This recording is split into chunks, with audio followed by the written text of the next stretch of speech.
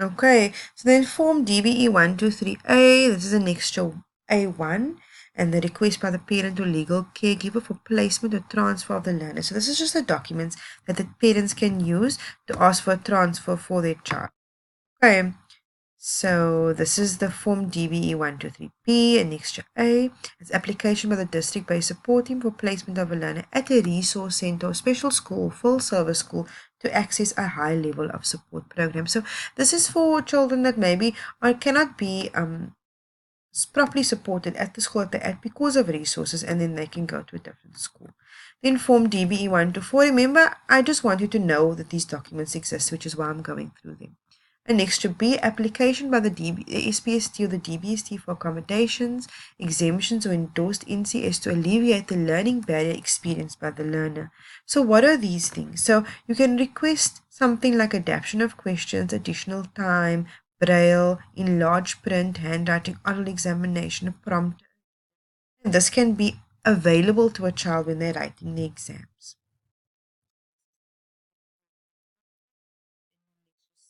The form DBE 125 curriculum differentiation support on the learner's functioning level to alleviate the barriers to learning experienced by the learner. Because remember, we don't want our children to feel overwhelmed and that they can't do it or they don't know how or they're not good enough. We don't want them to live with that lack of confidence in themselves. We want them to feel, and I know, guys, I know as teachers it's very hard.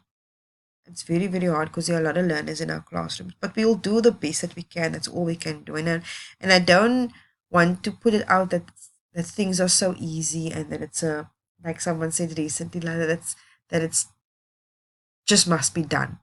But I want to say that these are the resources available to you. So this is what you can do for a learner yourself as well. You can request that there's straddling happening.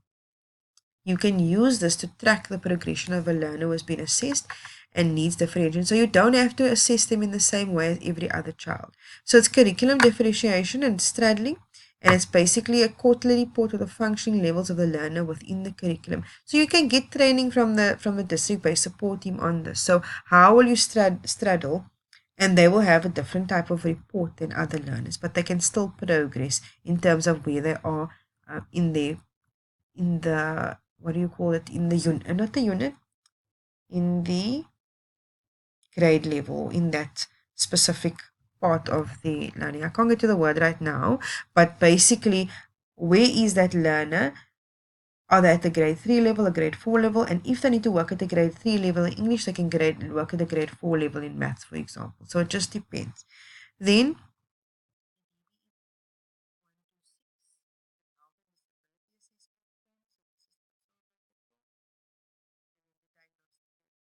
that needs to be included. So you can see it's things like vision, hearing, physical communication, intellectual, so on and so forth. The chronic health conditions. So look at that as well. Mobility and other mental health challenges. Okay. As well as developmental functioning, learning.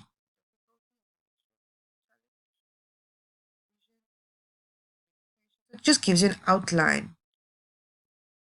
Hearing, so neurodevelopmental, neurological disorders or challenges, these are also very important and important for you as teachers to know, but we're going to learn a lot about that when you get to your educational psychology 2 modules and going forward. What exactly are all of this?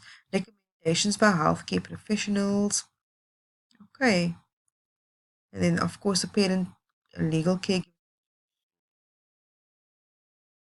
Okay, guys. So I think it's important for us to understand. I'm just going to go to this last page. It's important for us to understand that this document is not going to solve all of our problems, but it is a stepping stone for us to get where we need to be in terms of supporting our learners and also upskilling ourselves as teachers. Because for me, this is a very beneficial document for teachers.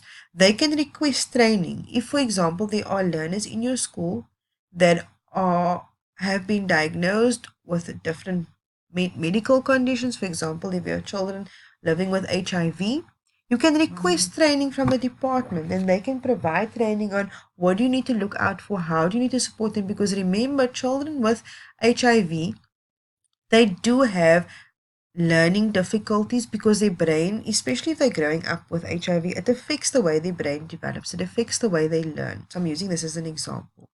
Also, they have to be out of school because sometimes they're sick. They have to eat at a certain time. They have to take medication. They can't have certain things. They need to drink water. Sometimes they cannot be at school for a long time. They can't be exposed to learners with different illnesses because their immune system is quite low. So it will provide training for what you need to know for the learners in a way to best support them. So this is why we need to understand that the DBST, the district-based support team, the circle managers are there, and they, in a way, if I can say it like this, they serve us, or they serve you as teachers, as you serve the learners in your class. So you need to go to them, ask for support, ask them, how exactly must this be done? What exactly is my role here? And it's important that you feel empowered to do that. Okay, I'm not going to do another video after this, but I do want to give you a quick snapshot of the process in a different way. So that's what you're going to see in the next slide. So firstly, this is not my work. I've received this from Mr. Hilton Harris, and he did a workshop with us. And so this is just a quick overview of some of the things that he did. I'm going to try to go through this very quickly so I don't have to do another video. So what is inclusive education we looked at?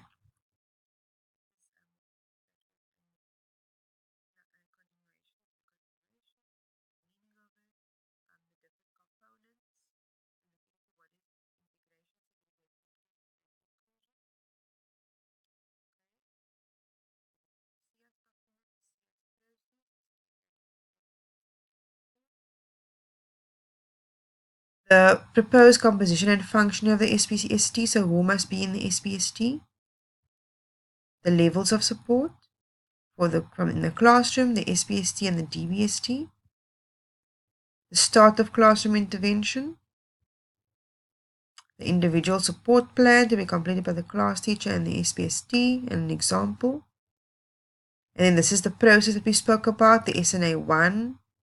This is going to be helpful for you. The the SNA2, individual support plan, the forms that need to be completed. Okay, and then just some information on who you can call, whoever's in your district. This is the numbers for the district. And find out who is your circuit manager, who is the circuit advisor, a guide to specialized support services, positive behavior support program, behavior as a barrier to learning, and how can we work with that? And then I love this. Albert Einstein said, everybody is a genius, but if you judge a fish by its ability to climb a tree, it will live its whole life believing it's stupid, because remember, we think that every child should be able to do maths in the same way, and that's not true. Okay, then assessment accommodations, enlarged print for visual impairment, braille, learning difficulties is a wonderful guideline. Assessment accommodation. WCD support pathway. Again, continued. Full service schools, School of Skills.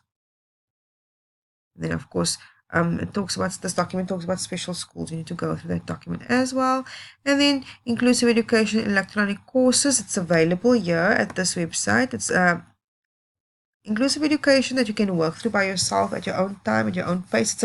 I've gone through it myself when planning this inclusive education module, and I've also gone through it just for my own learning. It's quick, it's easy, but it's very informative. So I would suggest that when you have the time to go through it yourself, because it is very helpful. And no time is a difficult thing, but even suggest your colleagues, suggest it in a staff meeting, give them the website, they can go through it themselves. It's a very nice little program. Okay, and that's the end of it. So I hope that what we've gone through gives you a little bit of help, not only in doing assessments, but in your assessments, but also in the work that you're doing as a teacher. Because we're always talking about how little time we have, and I'm including myself. We always have very little time. But what we have to realize is that there is so much training out there. We need to make the time to go to this training, upskill ourselves, make yourself feel more confident by going to workshops, giving yourself time to learn these things. Because when you learn these things, when you are empowering yourself, when you are in these workshops, it just really helps you to feel that you are ready to deal with what is happening in your school. People share examples, people share the information, people share their years of experience, what they've done, and it just gives you that boost of I can do this. That's what I'm going to speak for myself. When I go to workshops and trainings, oftentimes I feel like, it's weekend, I want to spend time with my family, I want to do this, and that's right, you do want to do that. But sometimes you just need to give up a Saturday morning or sometimes a Thursday afternoon, whenever the case is, attend these workshops. You leave there feeling like you want to do more, you want to learn more, and you find amazing little tricks. You think of ways of doing things that you never thought of before. So think about doing that. It's important that you make the time to make yourself also feel ready to tackle what's happening in the classroom. Okay. So I hope this was very helpful for you. I hope that it was a good snapshot into the SIAS process and the SIAS document, and good luck with assessments to come, and also good luck with implementing these things in your classroom space. Thank you, guys.